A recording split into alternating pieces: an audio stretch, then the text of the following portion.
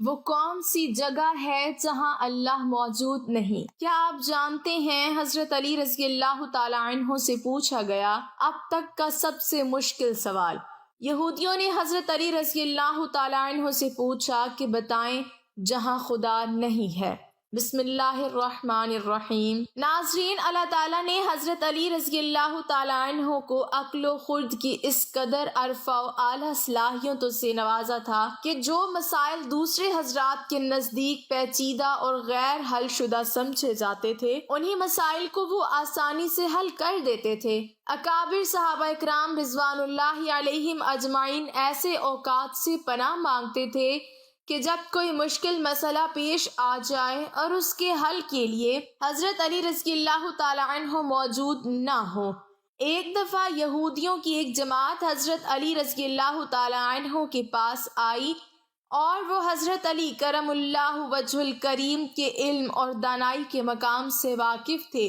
وہ نادان یہ سوچ کر آئے تھے کہ اگر کسی طریقے سے وہ حضرت علی رضی اللہ تعالیٰ عنہ کو علمی بنیاد پر شکست دے دیں تو اس سے مسلمانوں کو شرمندگی ہوگی اور ہر طرف ہمارا ڈنکا بجنے لگے گا۔ اس یہودی جماعت نے یہ بھی منصوبہ بنایا کہ ہم نہ صرف آپ سے سوال کریں گے بلکہ آپ سے سوال آپ کی کتاب یعنی قرآن مجید سے نہیں بلکہ اپنی کتاب یعنی تورات سے کریں گے۔ اس جماعت نے من ہی من یہ سوچ لیا تھا کہ اگر حضرت علی رضی اللہ تعالی عنہ ہماری شرائط کے مطابق تورات سے جواب دینے پر راضی ہو بھی جاتے ہیں تو یہی ہماری جیت ہوگی۔ لیکن کیسے؟ ناظرین، یہودیوں کی اس جماعت کا ماننا کچھ یوں تھا کہ حضرت علی رضی اللہ تعالی عنہ بہرحال حضرت محمد صلی اللہ علیہ وسلم کے ماننے والے ہیں اور حضرت محمد صلی اللہ علیہ وسلم پر قرآن پاک نازل ہوا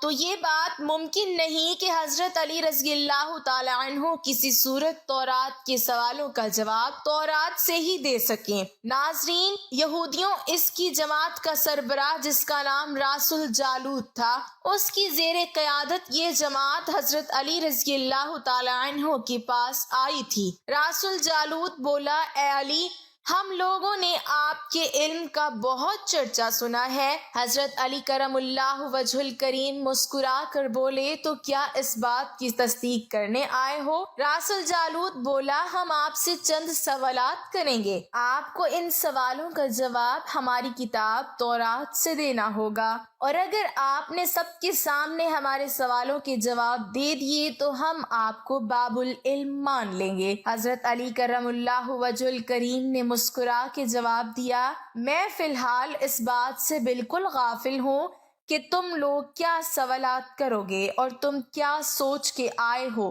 اگر میں تمہارے سوالوں کے جواب دینے میں کامیاب ہو گیا تو کیا تم لوگ دین اسلام قبول کرو گے؟ یہودی اس بات پر آمادہ ہو گئے کہ اگر ان کی تمام سوالوں کے جواب انہیں تورات سے مل گئے تو وہ یہودی مذہب چھوڑ کر اسلام قبول کر لیں گے، اور یہ اس بات کی دلیل ہوگی کہ جن سے آپ نے علم سیکھا ہے وہ یقیناً اللہ کی طرف سے بھیجے گئے سچے نبی ہیں۔ ناظرین، اب تمام معاملات طے پا چکے تھے اور پورا مجمع خاموش ہو کر بیٹھ چکا تھا۔ سوالوں کا سلسلہ شروع ہوا۔ یہودی عالم راس الجالوت نے مجمع کی جانب دیکھا اور علم کے تکبر سے بھرپور لہجے میں سوال کیا، اے علی، یہ بتائیے کہ وہ کون سی چیز ہے جو خدا کے لیے نہیں ہے؟ یہودی یہ جانتے تھے کہ مسلمانوں کی کتاب میں درج ہے کہ ہر چیز اللہ کے لیے ہے اور اس بات کا جواب حضرت علی کے لیے دینا ناممکن ہوگا۔ مجمع میں بیٹھے تمام افراد سوچ میں ڈوب گئے کہ کائنات میں کوئی ایسی چیز بھی ہے جو اللہ کے لیے نہ ہو۔ تب حضرت علی رضی اللہ تعالی عنہ نے بغیر کسی توقف کے فرمایا کہ تم جاننا چاہتے ہو کہ وہ کون سی چیز ہے جو اللہ کے لیے نہیں ہے، تو اس کا جواب شرک ہے۔ اللہ ہر قسم کے شرک سے پاک ہے۔ تمام مجمع جو بیٹھا سن رہا تھا بے ساختہ واہ واہ کہہ اٹھا۔ ناظرین، اب راس الجالوت نے دوسرا سوال کیا، اے علی، یہ بتائیے کہ وہ کون سی جگہ ہے جہاں اللہ موجود نہیں ہے؟ حضرت علی نے اس کو فوراً جواب دیا کہ اللہ تعالیٰ ہر جگہ موجود ہے۔ اس پر راس الجالوت بولا، اس سوال کا جواب آپ ہمیں ہماری کتاب سے دیں۔ حضرت علی رضی اللہ تعالیٰ عنہ نے فرمایا کہ کیا تمہاری کتاب میں یہ نہیں لکھا ہے کہ حضرت موسیٰ علیہ السلام کے پاس ایک فرشتہ آیا اور حضرت موسیٰ علیہ السلام نے اس سے پوچھا کہ تم کہاں سے آئے ہو؟ تو اس نے جواب دیا کہ میں 7ویں آسمان سے آپ کے پاس حاضر ہوا ہوں۔ اتنے میں حضرت موسیٰ علیہ السلام کے پاس دوسرا فرشتہ آیا۔ حضرت موسیٰ علیہ السلام نے اس سے پوچھا کہ تم کہاں سے آئے ہو؟ اس نے جواب دیا، میں زمین کے 7ویں طبق سے آپ کے پاس حاضر ہوا ہوں۔ حضرت موسیٰ علیہ السلام نے پہلے فرشتے سے پوچھا، 7ویں آسمان میں تمہارے قریب کون تھا؟ فرشتے نے جواب دیا، میرے قریب میرا رب تھا۔ حضرت موسیٰ علیہ السلام نے زمین سے آنے والے دوسرے فرشتے سے پوچھا، تمہارے قریب کون تھا؟ اس نے جواب دیا، میرے قریب میرا رب تھا۔ تو اس سے یہ معلوم ہوا کہ بلندیوں کی انتہا ہو یا گہرائیوں کی انتہا، اللہ رب العزت ہر جگہ موجود ہے۔ ناظرین، راس الجالوت اب تھوڑا گھبرا گیا تھا یہ دیکھ کر کہ حضرت علی رضی اللہ تعالیٰ عنہ نے اس کے سوالوں کے جواب اس کی کتاب سے ہی دے دیے تھے۔ اب اس نے حضرت علی رضی اللہ تعالیٰ عنہ سے تیسرا سوال پوچھا، اے علی، یہ بتائیے کہ وہ کون سی چیز ہے جو خدا کے قریب نہیں ہے؟ حضرت علی رضی اللہ تعالیٰ عنہ نے فرمایا کہ ظلم ایک ایسی چیز ہے جو میرے رب کے قریب نہیں ہے۔ ناظرین، اب راس الجالوت نے پے در پے شکست کھانے کے بعد اپنے سوالوں کا زاویہ بدل لیا۔ اب اس نے علمی سوال کے بجائے تاریخی اور سائنسی سوالوں کی طرف اپنا رخ موڑ لیا اور بہت ہی تکبر بھرے انداز میں اس نے پوچھا، اے علی، اس چشمے کا نام بتائیں جو زمین پر پہلی مرتبہ جاری ہوا۔ حضرت علی کرم اللہ وجہ الکریم بولے کہ اس چشمے کو چھوڑو، پہلے یہ بتاؤ کہ تمہارے دل میں کیا ہے، اور تمہارے دل میں یہ ہے کہ وہ چشمہ بیت المقدس کی ایک چٹان کے نیچے ہے۔ راس الجالوت کے منہ سے بے ساختہ ہاں نکلا۔ تو حضرت علی بولے کہ آج اپنی اصلاح کر لو، کیونکہ زمین پر بہنے والا پہلا چشمہ وہ نہیں جسے تم لوگ سمجھتے ہو، بلکہ زمین پر بہنے والا پہلا چشمہ وہ ہے جس سے حضرت خضر علیہ السلام نے پانی پیا، اور یہی وہ چشمہ ہے جس سے آب حیات جاری ہوا۔ ناظرین، راس الجالوت اب مزید گھبرا گیا تھا۔ اس نے اس گھبراہٹ میں حضرت علی رضی اللہ تعالی عنہ سے ایک اور تاریخی سوال کیا، اے علی، یہ بتائیے کہ وہ کون سا پتھر ہے جو آسمان سے پہلی دفعہ اتارا گیا؟ حضرت علی رضی اللہ تعالی عنہ نے جواب دینے سے پہلے ایک جملہ کہا، یقیناً تم لوگوں کے ذہنوں میں پہلا پتھر وہ ہے جو بیت المقدس میں نصب ہے، لیکن تم اس بات کو کیوں بھول جاتے ہو کہ خانہ کعبہ بیت المقدس سے کہیں پرانا ہے، اور حجر اسود اسی وقت نصب کیا گیا جب خانہ کعبہ پہلی دفعہ تعمیر ہوا تھا، اور وہی پہلا پتھر ہے۔ یہودی آپ کے جوابات سن کر ہمت نہ کر سکے کہ انہیں غلط قرار دیں، کیونکہ آپ ان کے جوابات انتہائی دلیل کے ساتھ دے رہے تھے اور ان کی اصلاح بھی کرتے جا رہے تھے۔ اب کی بار راس الجالوت نے ایک سائنسی سوال پوچھا۔ اس نے پوچھا، یہ بتائیے کہ وہ کون سی چیزیں ہیں جو مسلسل کم اور زیادہ ہوتی رہتی ہیں؟ حضرت علی رضی اللہ تعالی عنہ بغیر کسی توقف کے بولے کہ تم اپنے ماہ و سال پر غور کرو تو تمہیں خود ہی اس سوال کا جواب مل جائے گا۔ راس الجالوت نے پوچھا، وہ کیسے؟ آپ نے فرمایا، کوئی دن اگلے دن کے برابر نہیں ہوتا، اسی طرح گزشتہ رات اگلی رات کے برابر نہیں ہوتی۔ یہی وہ دو چیزیں ہیں جو مسلسل کم اور زیادہ ہوتی رہتی ہیں۔ راس الجالوت نے جواب سن کر حضرت علی رضی اللہ تعالی عنہ سے ایک اور سوال کیا کہ زندہ رہنے کی پہچان سانس لینا ہے۔ کیا کائنات میں کوئی چیز ایسی بھی ہے جو سانس لیتی ہے مگر زندہ نہیں؟ حضرت علی رضی اللہ تعالی عنہ نے فرمایا کہ صبح جب نکلتی ہے تو سانس لیتی ہے، حالانکہ صبح کے پاس نہ روح ہے نہ جان۔